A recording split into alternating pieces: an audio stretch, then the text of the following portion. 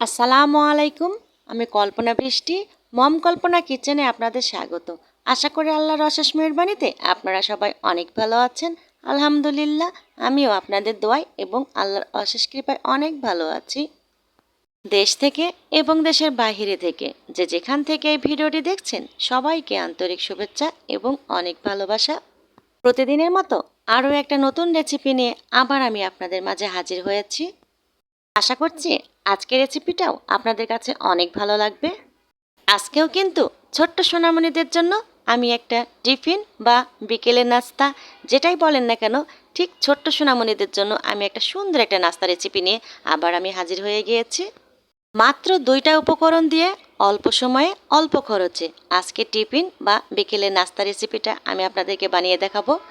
তো চলুন আজকে রেসিপির উপকরণগুলো একবার পরিচয় করিয়ে দিই।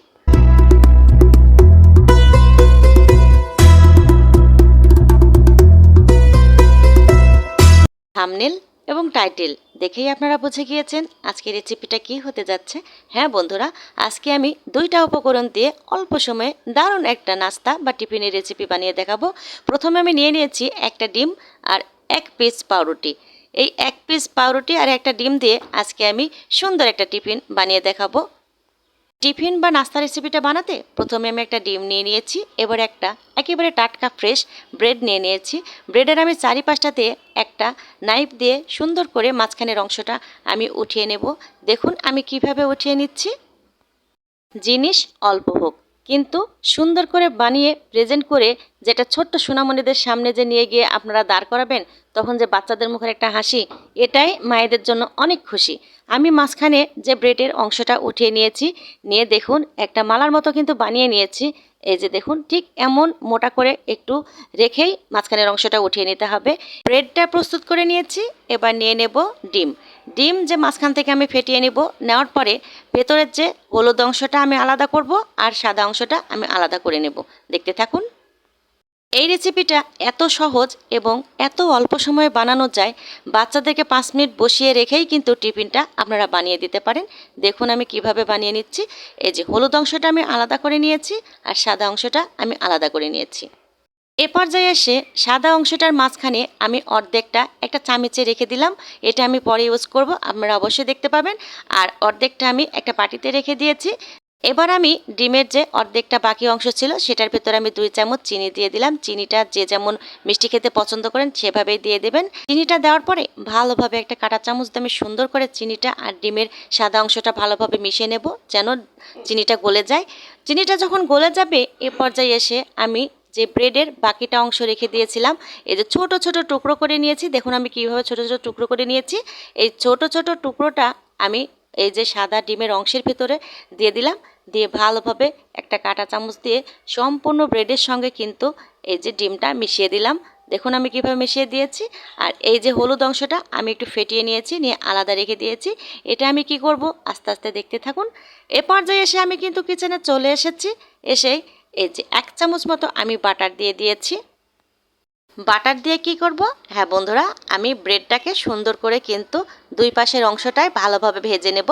দেখুন আমি কিভাবে ভেজে নিচ্ছি। বেশি করে কিন্তু শক্ত করে ভাজতে হবে না, হালকা পরিমাণ 2 পাশে একটু কালার আসলেই কিন্তু উঠিয়ে নিতে হবে।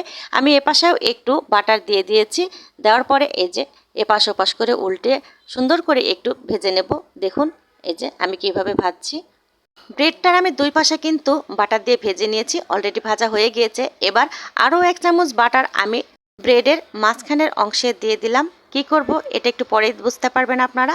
এই যে দেওয়ার পরে আমি চারিপাশটা কিন্তু মাখিয়ে নিয়েছি। খেয়ে নেওয়ার পরে আগে থেকে ডিমের সাদা অংশের সঙ্গে যে আমি ব্রেডের মাঝখানের অংশটা আমি মাখিয়ে রেখেছিলাম সেটা আমি মাঝখানে দিয়ে দিলাম। দিয়ে প্রত্যেকটা অংশে ভালোভাবে কিন্তু এই যে ছিদ্রগুলো কিন্তু বন্ধ করে দিতে হবে। দেখুন আমি কিভাবে দিয়ে দিয়েছি।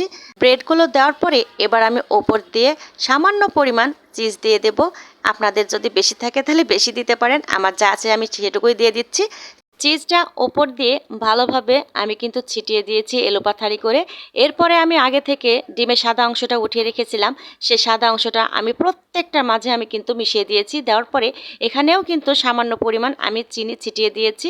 চিনিটা দেওয়ার পরে এবার আরও একটু আমি দিয়ে দেব চিজ উপর দিয়ে। এই চিজটা চারিদিকে কিন্তু এলোপাথারি করে দিলে একটু এদিক ওদিকে সুন্দরভাবে গলে যায়, দেখতে কিন্তু ভালো লাগে। চিজটা দেওয়ার পরে এ পর্যায়ে দিয়ে দেব ডিমের যে হলুদ অংশটা আমি রেখে দিয়েছিলাম আলাদা করে, সেটা আমি সম্পূর্ণ ব্রেডের ওপর ভালোভাবে মাখিয়ে নেব। দেখুন কিভাবে মাখিয়ে নিচ্ছি, কোনো অংশ যেন বাদ না থাকে, ঠিক সেইভাবে আমি ডিমের অংশটা কিন্তু মাখিয়ে নিচ্ছি। এই যে এরপরে আমি দিয়ে দেব আবার ভরপুর চিজ।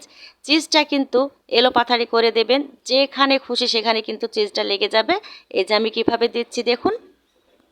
আজকের নাস্তাটা বা টিফিনটা ওই সমস্ত বাচ্চাদের জন্য যে সমস্ত বাচ্চারা টিফিন দেখলেই কিন্তু মুখ ঘুরিয়ে নেয়, খেতে চায় না। আর এই রেসিপিটা যদি আপনারা বানিয়ে একবার বাচ্চার সামনে প্রেজেন্ট করেন, বাচ্চারা সঙ্গে সঙ্গে কিন্তু খেয়ে নিতে চাইবে। ভরপুর চিজ দিয়ে দিয়েছি, দেওয়ার পরে ঢাকনা দিয়ে ঢেকে দিতে হবে। দিয়ে যে ছিদ্রটা ছিল সেটা একটা লবঙ্গ দিয়ে আমি ছিল করে দিয়েছি। ঢাকনাটা দিয়ে মাত্র 5 মিনিট ঢেকে রাখতে হবে। দেখুন তো কেমন হয়েছে আজকের বিকেলের নাস্তা বা বাচ্চাদের টিফিনটা। একেবারে ফুলে টইটুম্বুর হয়ে গিয়েছে ডিমটা, আর চিজটা গলে দেখুন তো কি যে দারুণ একটা ইয়ামি হয়েছে দেখতে। খেতে যে কি দারুণ হয়েছে, আমি খেয়েছি আমি বলতে পারছি।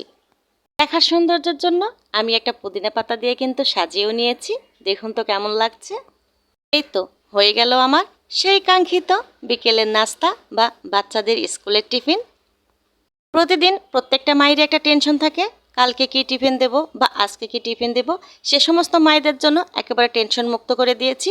এভাবে আপনারা একটা ব্রেড দিয়ে একটা ডিম দিয়ে মাত্র 5 মিনিটে আপনারা দারুণ একটা এই যে টিফিন রেসিপিটা আপনারা বানিয়ে দিতে পারেন আপনাদের বাচ্চাদের।